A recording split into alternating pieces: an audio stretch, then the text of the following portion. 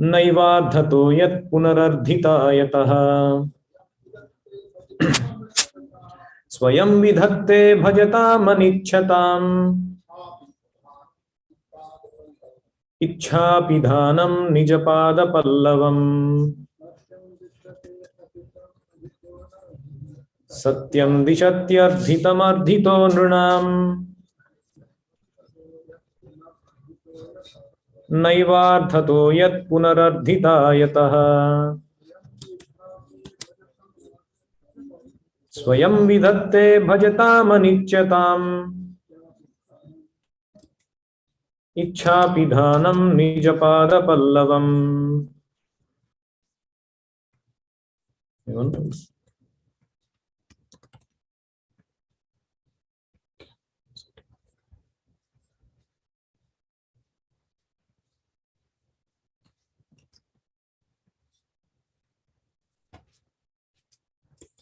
Share my screen also on Zoom.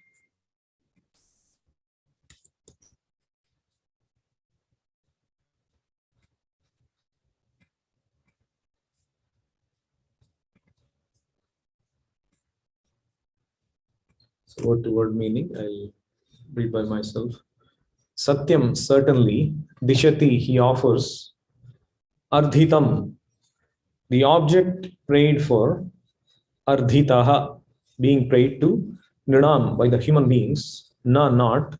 Eva, indeed. Ardhataha, the bestower of benedictions. Yat, which. Punaha, again. Ardhita, a demand for a benediction.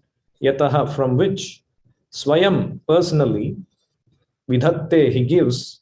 Bhajatam, unto those engaged in his service. Anichyatam, although not desiring it.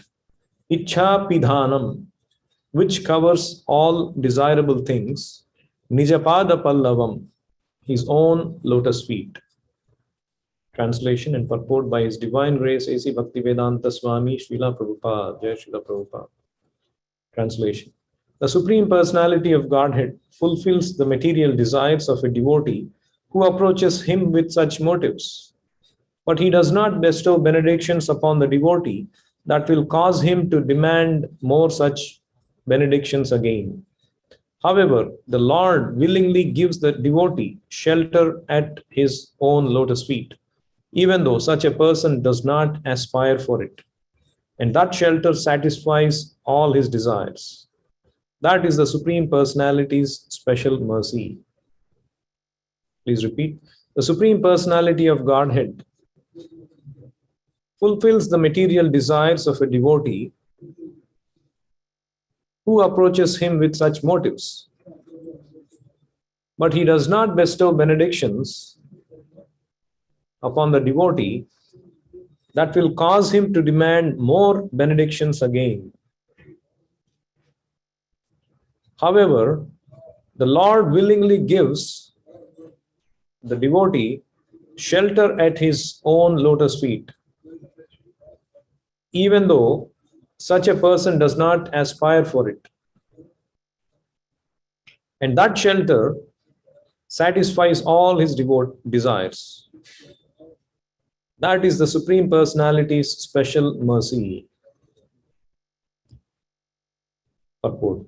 The devotees mentioned in the previous verse approach the Supreme Personality of Godhead with material motives. But this verse explains how such devotees are saved from those desires. Srimad Bhagavatam 2.3.10 advises, Akama sarva kamo va moksha kama udaradhihi tivrena bhakti yogena yajeta purusham param. Whether one is freed from all material desires, is full of material desires, or desires to become one with the Supreme, he should engage in devotional service. In this way, not only will the devotee's desires be fulfilled, but the day will come when he will have no other desire than to serve the lotus feet of the Lord. One who engages in the service of the Lord with some motive is called a Sakama Bhakta, and one who serves the Lord without any motives is called an Akama Bhakta. Krishna is so merciful that he turns a Sakama Bhakta into an Akama Bhakta. A pure devotee, an Akama Bhakta who has no material motives, is satisfied simply to serve the lotus feet of the Lord.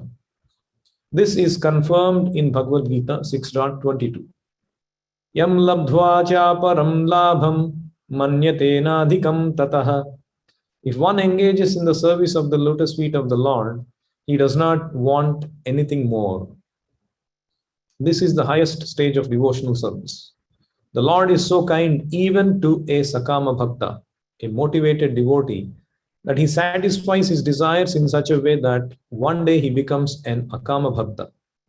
Dhruva Maharaj, for example, became a Bhakta with the motive of getting a better kingdom than that of his father. But finally he became an Akama Bhakta and said to the Lord, Swamin Krutardhosmi Varam Nayache. My dear Lord, I am very satisfied simply to serve your lotus feet. I do not want any material benefits. Sometimes it is found that a small child eats dirty things, but his parents take away the dirty things and offer him a sandesha or some other sweetmeat. Devotees who aspire for material benedictions are compared to such children. The Lord is so kind that he takes away their material desires and gives them the highest benediction. Therefore, even for material motives, one should not worship anyone other than the Supreme Personality of Godhead. One must fully engage himself in the devotional service of the Lord so that all his desires will be fulfilled, and at the end, he can go back home, back to Godhead. This is explained in Chaitanya Charitamrita as follows, and we will read that during the course of the class. Open the link. Zoom. Asking the first meeting. Or is it? But 3 people already joined. Right. I was not able to join. And Shijish is also saying. Shijish just joined. Oh. Shijish, can you share how you joined? Whether you had to do it? Prabhu, I put a random password 12345 when it ended. 12345? Yeah. Okay. Shijish, can you share how you joined? Whether you had to do it? Sure. Yeah, I'll do that.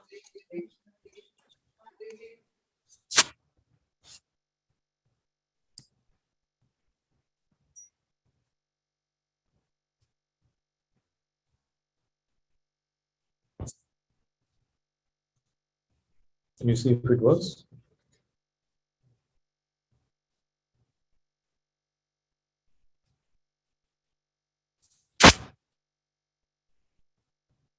And then let people know in the group so that the other groups also wishes and updates. So go back to the verse.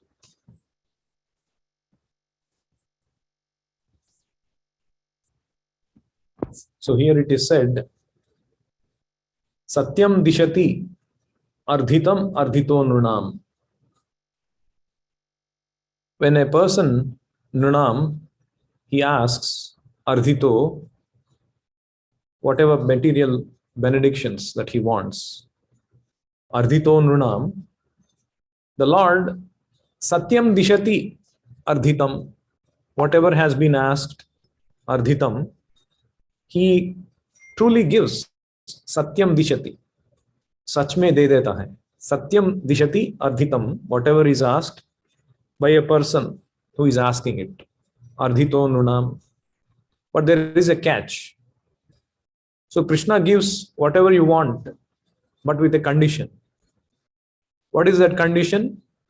Na eva naivardhato yat punarardhitayatah. He does not give na eva ardhataha, by which one petitions him for such material desire again and again.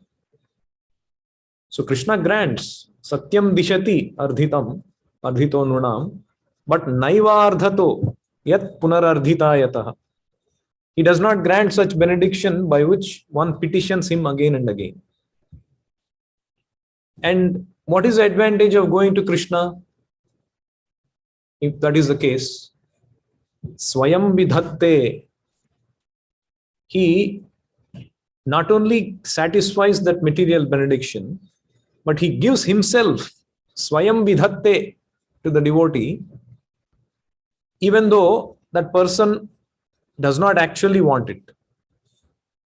Usually people go to Krishna not necessarily for asking Krishna. Anichyatam. Anichyatam means they don't desire Krishna. Bhajatam anichyatam. Even though they don't ask specifically for Krishna, but Swayam Vidhatte, he gives himself to the devotees who approach him even with material motive. And by doing that, Ichha Pidhanam. Pidhanam means covering. By giving Krishna's own shelter, lotus feet, Krishna's lotus feet, shelter of his lotus feet, he covers all other desires. Ichha Pidhanam. Pidhanam means covering. Like Guha Pidhanam means, in the 10th canto it is explained, that word comes. Krishna broke the covering of the cave to save the devotees which are hidden inside. So like that, Guha Pidhanam. Ichha Pidhanam means all the desires are covered by Krishna by giving them his own lotus feet. Swayam Vidhatte Bhajatam Anichyatam Ichha Pidhanam Nija Pada Pallavam. He gives his own lotus feet, Nija Pada Pallavam, for those who approach him. So this is the beauty of going to Krishna. So there, in Chaitanya Charitamrita, it is explained that there are three kinds of devotees. One is Sarvakama, then there is Mokshakama, and there is Akama. So these three kinds of devotees. Sarvakama means they have all kinds of material desires. Mokshakama means one who has desire to get liberation or merge into impersonal absolute effulgence. And Akama means a pure devotee who does not have any material desires or desires for liberation. So these are the three classes. As Bhagavad Gita, Krishna says, Chaturvidha bhajante mam janaha sukritino arjuna arto jignasur ardhardi gnanicha bharatarshava. So in these four classes, typically they start at Sarvakama and Mokshakama stages. These four classes are not directly Akama. So if you divide these four classes, Ardha and Ardhardi. Ardha means one who goes to Krishna for Ardha, wealth. Some example, what is the example given in Bhagavatam? Prabhupada gives the example of Dhruva Maharaj. He goes to ask Krishna for kingdom or wealth, basically. Ardha, in some return. And Artha means one who is in distress. They go to Krishna to get relief of distress. The example given was Gajendra. So Ardha and Ardhardi, Ardha and Artha, they are classified as Sarvakama. They come to Krishna seeking something in favor, something in favor from Krishna. They are called Sarvakama, Ardho Ardha. And then there are two classes, Jignasur and Gnani. Jignasu means one who is very inquisitive to understand the absolute truth. Inquisitive means inquiring. Inquisitiveness comes from inquire. That means their mode of understanding the absolute truth is by asking questions or inquiring. They are Jignasu. And the classic example given is Shaunakadi Rishis, because they were asking questions to Suta Goswami and getting the answers. Like that, anybody who is very inquisitively asking questions, and that is the way of understanding absolute truth, they are Jignasu. And then there is Gnani, who is in pursuit of knowledge of the absolute truth. And the example given is that of Sukadeva Goswami. who was looking for the knowledge of the absolute truth, who was actually impersonal, who was liberated in the impersonal conception of the absolute truth. So typically the Artha and Ardharthi come under Sarvakama, and Jignasu and Gnani, Jignasu can actually become either Sarvakama or Mokshakama, and Gnani is typically Mokshakama. These four classes of people, when they come to Krishna, it is said that they eventually become Akama by the power of Krishna. That is why they are called Udaradhihi. Udaraha sarva evaite, Krishna says, isn't it? Udaraha sarva evaite. All these are magnanimous. Udara means magnanimous.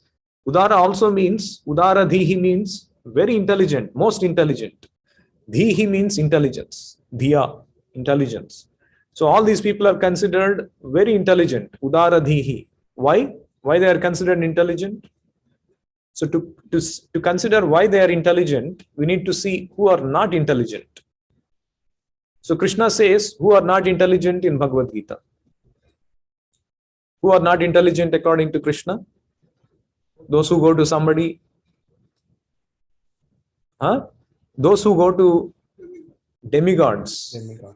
Kamais taistair kritagnanaha prapadyante anya devata. So those who go to demigods are considered less intelligent because, firstly, antavattu phalam tesham tadbhavati alpamedhasam. The demigods themselves are not permanent, and the boons they give are also not permanent. Secondly, whatever is demigod is giving, it is coming from Krishna only. Sataya shraddhaya yuktas tasya radhanamihate labhate cha tatah kaman mayaiva vihitan hitan. So an intelligent person will consider, why I have to go to demigod? Let me go to Krishna. It is the ultimate sanction. And why they are considered intelligent, the other reason also is how Krishna acts. And that specific mentality with which Krishna acts when you go to Krishna is mentioned in this verse, is what we are discussing. Krishna, when you go to Krishna, how he acts?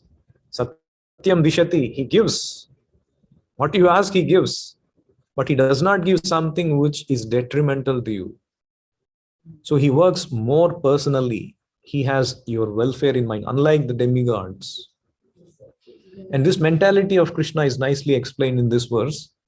And also Prabhupada is quoting, paraphrasing, this set of verses from Chaitanya Charitamrita, where it is said, so Krishna is saying, Krishna is thinking, when you go to Krishna, he thinks like this. Oh, this devotee, Anyakami yadi kare Krishnera bhajana, na magiteha Krishna tare dena swacharana. So a devotee may desire something other than service to the lotus feet of the Lord. Anyakami means other than the lotus feet of the Lord. But he is worshipping Krishna. Yadi Krishnera bhajana kare. He engaged in Lord's service. Na magiteha Krishna tare dena swacharana. Krishna gives him shelter at his lotus feet, even though he does not aspire for it. It's the same verse, same thing being said here. Bhajatam anichhatam nijapada pallavam. Even though he does not ask for it, Krishna gives his own lotus feet. Na magiteha Krishna kare dena swacharana. Krishna kahe ama bhaje mage vishaya sukha. So the Lord thinks, he is worshipping me, but mage vishaya sukha. He wants the benefit of material sense gratification. Amrita chadi vishamage. He is giving up nectar and he is asking for poison. Hey, bada murkha.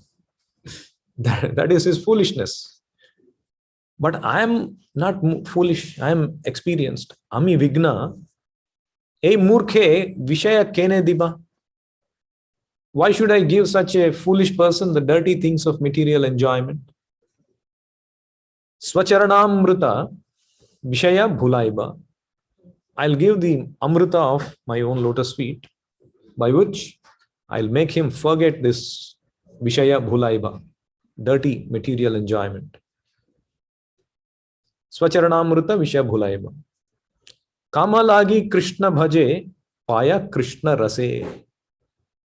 If one engages in the service of the Lord for sense gratification, but the result is, because he went to Krishna, Paya Krishna Rase, the result is that he ultimately gets a taste for serving the lotus feet of the Lord. Kama Chadi Dahaite Haya Abhilashe. He then gives up all material desires and wants to become an eternal servant of the Lord. Ichapidhanam. By giving the lotus feet of the Lord, he covers all other desires. So that is why Srimad Bhagavatam prescribes Akamaha sarvakamova mokshakama udaradhihi tivrena bhakti yogena yajeta purusham param. So the Lord purifies. Prabhupada gives the example of that child going and eating dirt, and the parent, he takes away the dirt and gives sandesh.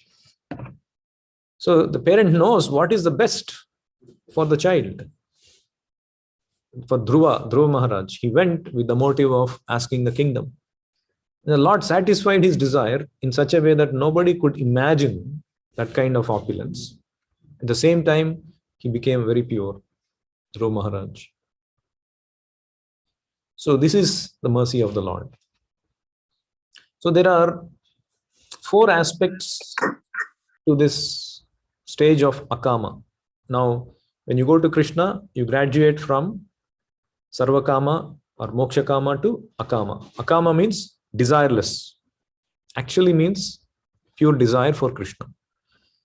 I want to highlight about 4 aspects of this Akama. The first thing is, what is the meaning of Akama?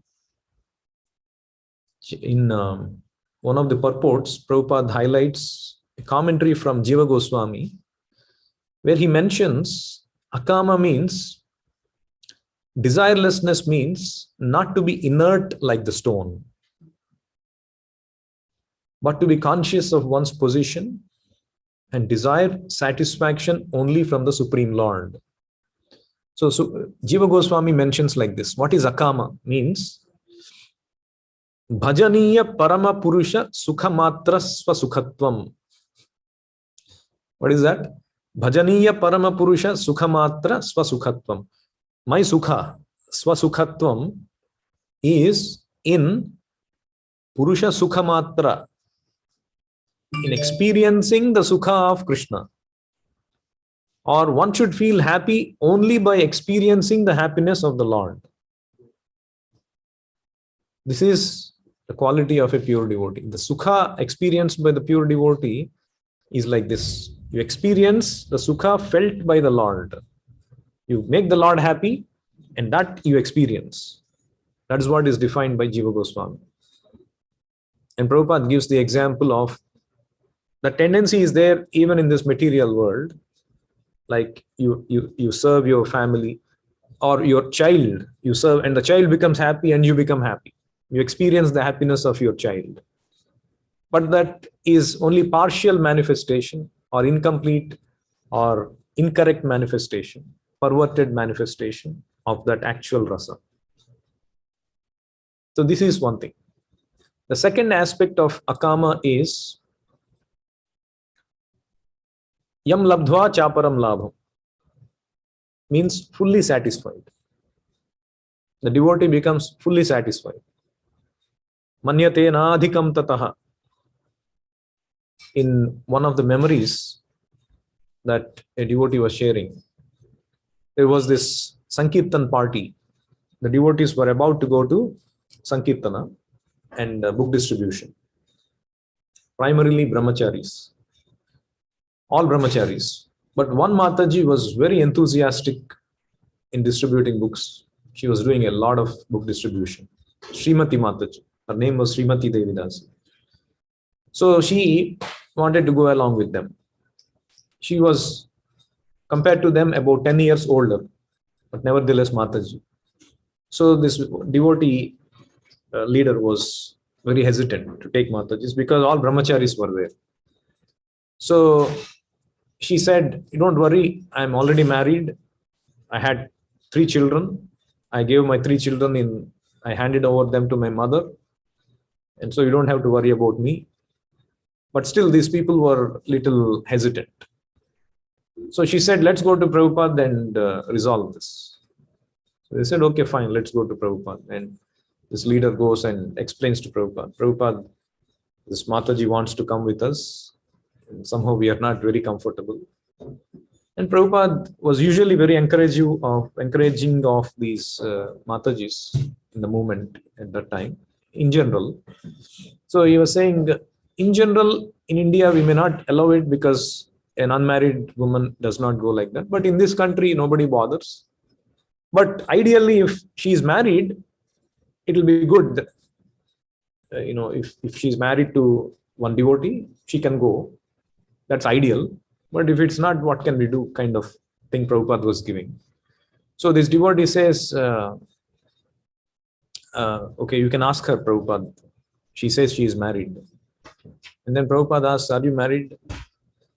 She says, yes, I have been married, but now I want to marry only Krishna. And Prabhupada responds, that's very nice. And he actually quotes that verse, Yam labdva chaparam labham. He says, that is very nice. Yes, if one gets Krishna, actually, he or she forgets everything. Yam labdva chaparam labham manyatena adhikam tataha. He says, my dear Lord, I am now fully satisfied with you. And he does not want any other satisfaction. So he was hailing her that she reached that stage, or rather we should come to that platform of getting satisfaction only from Krishna. Now we are satisfied. So this is the second aspect I wanted to highlight. The first one was bhajaniya swasukhatvam, experiencing the pleasure of the Lord. Second is fully satisfied in Krishna consciousness.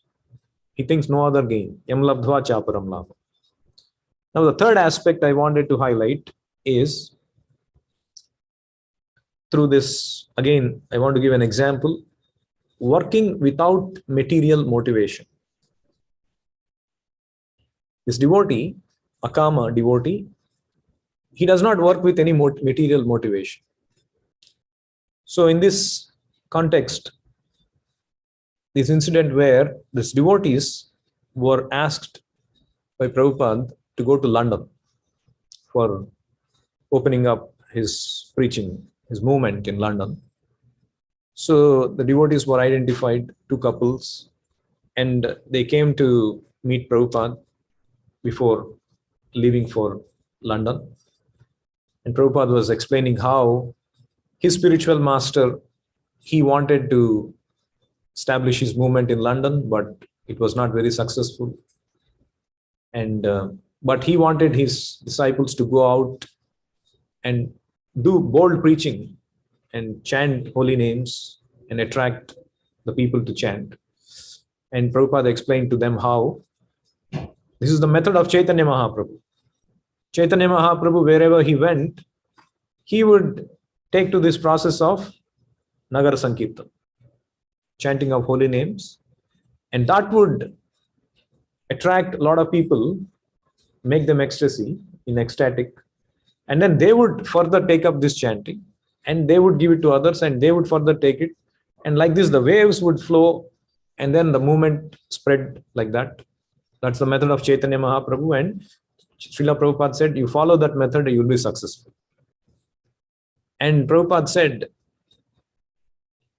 the only thing that you have to keep in mind for this to be very effective is when you chant or when you do this process of Sankirtana, you do this without material motivation, pure chanting. That means they should not expect, they are not doing it for name, fame, or anything like that. When it is done purely, without material motivation, it will have a lot of effect. So, and then the devotees understood that. And then Mukunda, one of the devotees, he asked Prabhupada, is there any specific instruction you want to keep in mind? You want us to keep in mind? So interestingly, Prabhupada tells them a story in his younger days, Prabhupada watched this movie called Charlie Chaplin. We all know that entertaining character. So Prabhupada remembered one specific scene and he wonderfully applied it to their scenario and he instructed them through that. So in this movie, there is a scene where Charlie Chaplin and his partner, they would be dancing in this ballroom, which is outdoors. So next to the ballroom, there is this lane where there are some benches where the couples are sitting and all that. So somebody mischievously puts some kind of a glue on the bench. So where the Charlie Chaplin is sitting. And so he's wearing this coat and all that. And so he sits and then he gets up. And without his knowledge, the tail of his coat gets, torn, basically. And it looks very weird from behind, but he doesn't know it. So he's going and dancing, and people are all looking at him very weirdly. He does not know what is happening.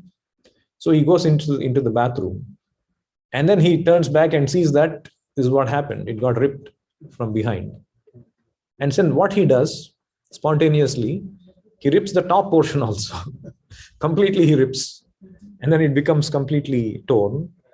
And then he comes out, and then he starts to dance as if that is a style. He's making a fashion statement. And looking at the gusto with which he is dancing, the other person starts to imitate him. He also goes and tears his, the coat. And then third person does that. Like that, eventually the whole party is following the same fashion and dancing with enthusiasm. How Prabhupada was explaining that, how he converted that unfavorable situation, he behaved boldly and set the trend. So he explained that example, by which what he wanted to give the message was, do bold preaching. Means you go out and chant the holy name of the Lord publicly. Initially, people may look at it, oh, this man is crazy. Just like this coat got torn. What is this craziness? But eventually people will join. When you chant nicely without material motivation, that will attract the Lord. And the Lord, when it attracts the Lord, automatically everybody becomes satisfied. And everybody follows because of the pure sweetness in chanting. And that would attract people. So that was the mantra Prabhupada gave them. And we know what they did, what all miracles they did, not just in London, wherever Prabhupada's disciples went, especially at that time, they had the only motive of pleasing the pure devotee and the Lord, and the things they achieved was wonderful. So this was the third aspect of Akama, which is working without material motivation. I want to highlight the fourth and final aspect. Of course, there are many aspects to it, but for today, because of time limitation, the fourth and final aspect to Akama is with this example of the story of Madhavendra Puri. Aslishyava padaratam pinastumam, as explained by Chaitanya Mahaprabhu. Whatever is the reciprocation of the Lord, because I became a pure devotee, oh, the Lord should treat me very nicely. No. However, the Lord reciprocates, He is my Lord. That is another aspect of Akama. This Madhavendra Puri story we all know. It's a great devotee of the Lord who actually brought the love of Godhead, conjugal relation with Krishna into our Sampradaya. So when he discovers Gopal deity, Gopalji comes in his dream and he reveals his place. He discovers the deity and he establishes it on Govardhan. And then after some time, Gopalji again comes in his dream and he says, my body is still hot in spite of all the things that you've done. So I want a lot of sandalwood pulp, and that also from Jagannath Puri. So where is Govardhan? Where is Jagannath? So he said, you go and get it. I want you, and then smear it on my body, and then I'll feel the coolness. So Madhavendra Puri goes to Jagannath Puri, and then we know the famous pastime. He stops at Remuna, and that Shirachora Gopinath pastime happens, where the Lord steals the pot of sweet rice and gives it to Madhavendra Puri. And then Madhavendra Puri would be about to come back, taking all the sandalwood pulp, attaining permissions from the king and hiring two people to carry it, and crossing this toll gates and dealing with all the officers, all of that. He would hardly sleep. And finally, the Lord comes in his dream again and says, no, I don't need it. You apply it to Gopinath only there, and then I'll feel satisfied. So he does the same. So in that context, it is explained how Chaitanya Charitamrita, it's a very nice set of verses Chaitanya Mahaprabhu explains, but I'll keep it short. So he says, after receiving the transcendental orders of Gopala, this personality traveled thousands of miles just to collect sandalwood by begging. Although Madhavendra Puri was hungry, he would not beg food to eat. This renounced person carried a load of sandalwood for the sake of Sri Gopal, without considering his personal comforts.